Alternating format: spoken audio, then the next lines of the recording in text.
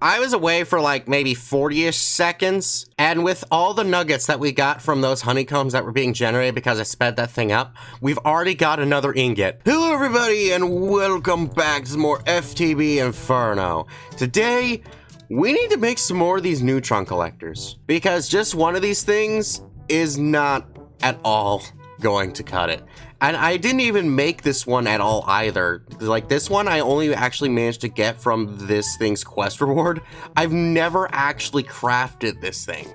And it is a lot. Either way though, for the neutron collector, we need quite a lot of things. A lot of blocks of iron and also some blocks of quartz. Those things are in great abundance. And also blocks of redstone. Oh gosh, I might run low on those when it comes to getting the singularities, but I'm still not getting those just yet. So you know what? That should be fine. But the biggest thing is actually this thing right here called the antimatter crystal. I have not actually made one of these yet. So that should be another quest reward down. Alrighty, I gathered up a bunch of stuff. Luckily for me, when it came to the crystal matrix, I'd been grinding on the diamond lattices a little bit for when I'd need them, because like, dude, these things are so freaking expensive, man. But we got ourselves 6 more of these neutronium collectors, or no, just neutron collectors. What we can now go ahead and do is we can go ahead and start to put these guys all like this. And to save something on the pipe, I'm gonna actually do a little trick. So this high extraction model, get that out of here. We don't need that thing anymore, because what we need is going to be the high retrieval model. Because with this thing, since I'm gonna have all these different points with a bunch more pipes, rather than having to put in a bunch of high, whatever these things were called, extraction models, that was it. We can just go ahead and put one high retrieval model on this side right over here, and that will then retrieve it from all available sources. So that should be good. At least I hope it'll work like that, because I can't temporal pouch this, because if you look at this sign right here, time makes me poo. It was supposed to say poo for context, but I ran out of space. So time makes me poo. But once this thing is full, it should be here in a minute, it'll generate one pile of neutrons. With all these things together, that'll be 7 every 3 minutes, so I would definitely am gonna want to get more of these. Okay, we're at the final stretch here, so it should work if this goes right. Okay, the pile of neutrons is not collecting. Okay, well, if I go ahead and dip my hand into some of the pile of neutrons I already have, and then we try to filter this baby by the pile of neutrons, does that then pull it out? Yes, it does. Okay, so it's a little bit more complicated, but it doesn't use up the one I already had, so that's fine. Okay, so that thing will then take from any extra neutronium collectors that I then place down over time. That's pretty good. Since I do want to get the bee, this is where things are gonna get a little bit insane.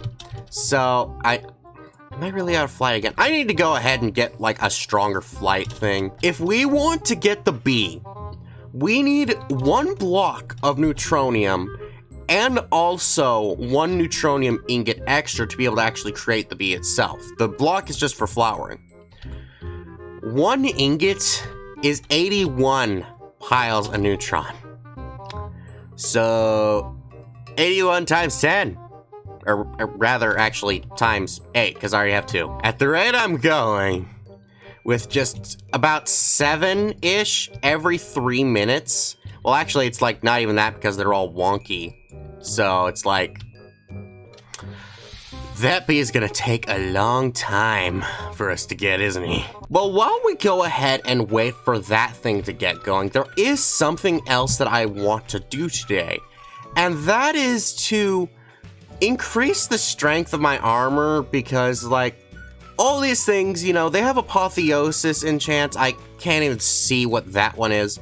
And all those things, they're pretty good, but they're not Godforge, which is the one that we really want, because anything in this mod with apotheosis that is less than Godforged is just, it's less than what I want, which is perfection. I'm a perfectionist. And if you do not respect my perfectionism, you go against my religion. And that is exactly what anything less than Godforged Pearls does.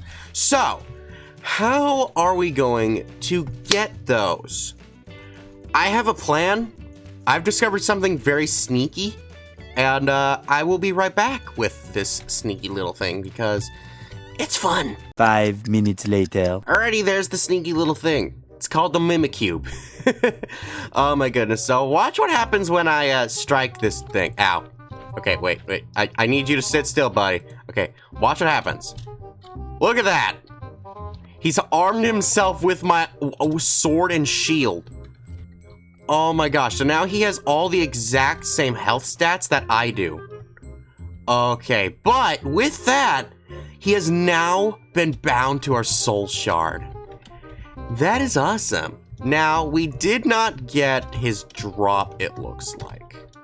That is unfortunate, but once you all actually see the drop, you're gonna realize just how insane this actually is. And, well, I say see the drop, but it's more of see what it's capable of. So, what we can go ahead and do, we can go ahead and put this soul shard right into the soul cage. This way, some more of these mimicreams will spawn out of the soul cage if the server isn't dying. Okay, there we go. There they are. And the best part is they cannot get out. They should not be able to harm me. And yeah, there we go. They're dead. And there's the drop. Behold. Mimicream. On its own, not very special. What we need to do is we need to go ahead and grab ourselves a few more of these mimicreams, if it'll drop. Well, with 13, that should be more than enough for the demonstrational purposes. So, with this mimicream, if we go ahead and take, say, my withered shield of the defender, and then surround this with the mimicream, we then get ourselves yet another withering shield of the defender. It doesn't have any durability. So what do we do about this? Well, if we head over to here, where I set up all of my miners and stuff like that, I've set something else up here, as you all can see, which is this thing here called the blood chest. What this thing does, it repairs item durability at the cost of blood. Oh, it's way better than Luigi ever was at this job. Like, this thing, it just made him completely obsolete. I still love you though, Luigi. You'll always be my favorite, even if you're not as good at your job. I know, I didn't mean anything by it. I'm sorry. So, funny story. After doing the bit with Luigi, I accidentally turned off the recording instead of pausing it. So that was fun. So I'm gonna have to go over this a little bit again. So the reason why we want to boost up the shield's durability is because the higher durability these things have, the more potential you can get out of the salvaging table. So now, yeah, now we're getting 2. We got a 1. That's not ideal, but yeah, you see, with things like that, you can end up getting a whole lot of them. It's ever so slightly just a bit insane, but it's still pretty good. So now we got ourselves 15 Godforged Pearls. Hopefully this can be enough. So what we can go ahead and start with is go ahead and start with the sword. So we can go ahead and go through all of these things right here. And the one I'm gonna end up actually wanting is just gonna be this middle one right here. That way we go ahead and get that ready. Then we can go ahead and just put the rest of these ready. Now, does this keep them or does it change it? It may have actually changed it. Okay, no, I think they might be the same. So then we can just go ahead and go through all of these, and then we can just go ahead and find ourselves the ones that we like. Ooh, okay, once again, it looks like number 1 or number 3 will be for the best. I think I'm gonna go with number 1. Yeah, there we go. Okay, I think it actually is changing though, which is, it's a little bit unfortunate, but for the most part, it should be fine. So, oh, we can't even go for number 3. Oh, that's good. Number 3 is terrible. Number 1 is always where it's at here. There we go. So now once we equip all of this together, everything is Godforged. So, yep, Mimicream's little bit overpowered. What mod even is this from anyway? I know it's from one of the Alex's mods. So, there we go. Finally managed to get it. It's from base Alex's mobs. That's beautiful. We can also actually go ahead and start putting in some gems into these things as well. So there we go. With that thing, we get even more attack damage. That one gave me even more armor. And that is actually all the gems I currently have. But there we go. That's the other thing we wanted to get done for today. So, since I've been away, I've added a few more of these neutron collectors. And we've managed to get ourselves about halfway done to where we need to be. I say about because, like, there's all those, like, minor things, but since we need 10 ingots in total, we are technically halfway there. But still not there we are. So, while we're waiting, I am so sick of this infernal flight elixir because every time I travel to another dimension and then come back, my flight is always gone, even if I had time on it. And heck, the timing thing in itself, I just don't like that. So it's time we got ourselves some real creative flight while we wait for that. To do that, we're gonna need this ring of flight. This has a few ingredients, but all of which we have gotten before, except this familiar ring.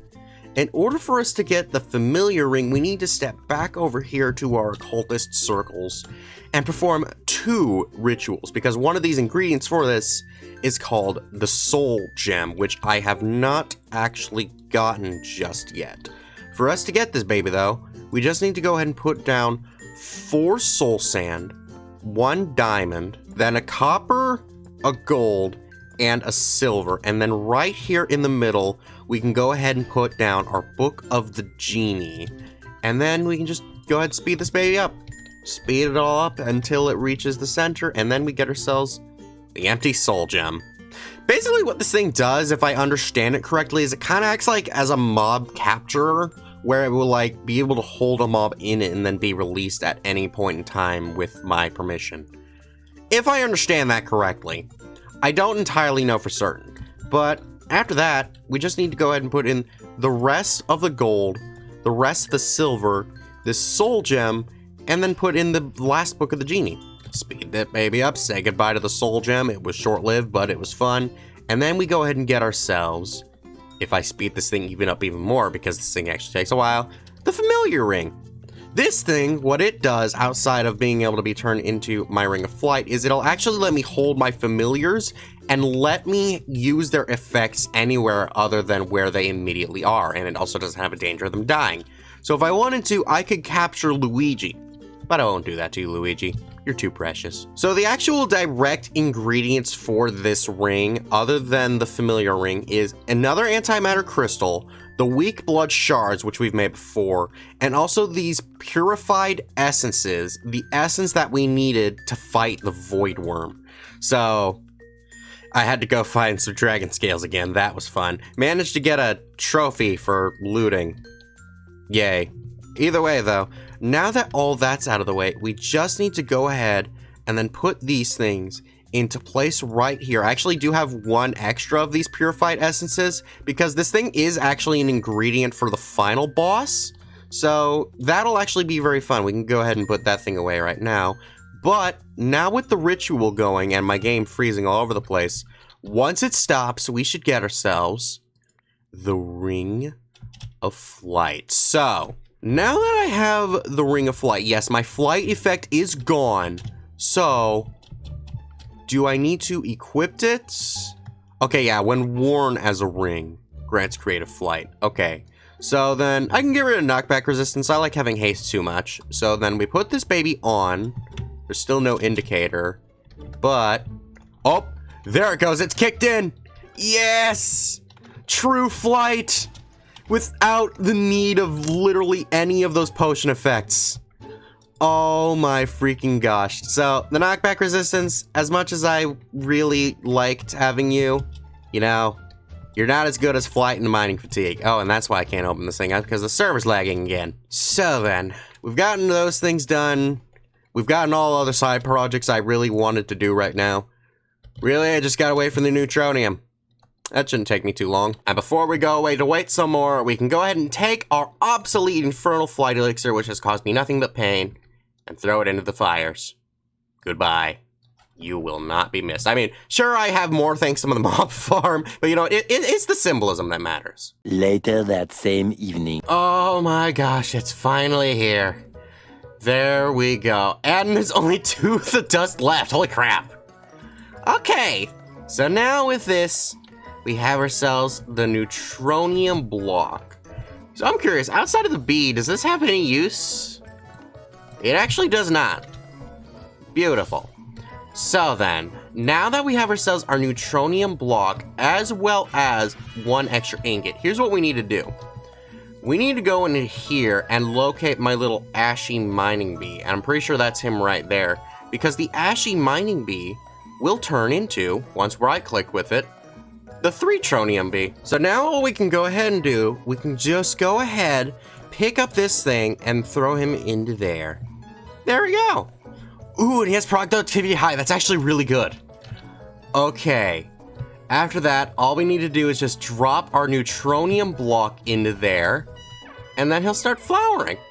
That's awesome. So now, if I just go ahead and temporal pouch this boy, and then just watch him go excessively fast. Yeah. Oh, and there it goes. His honeycomb. It's going in. Oh, that's sick. Okay.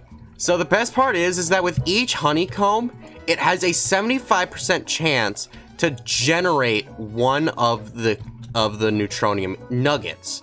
But the best part is that it can actually generate up to 3 nuggets per honeycomb at a 75% chance.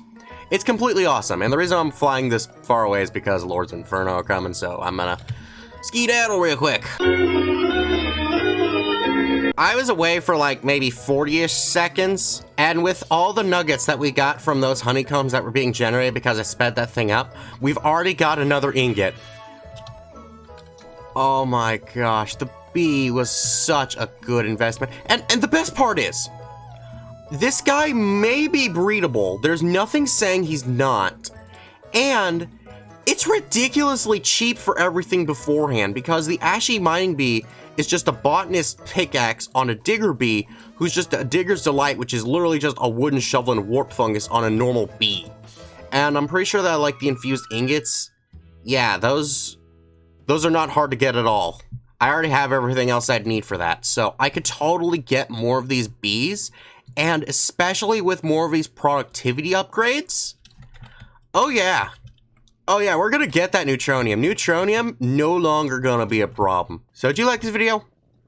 Good. Then be sure to check out our last video where we made this ore processing thing with Create. Bye-bye!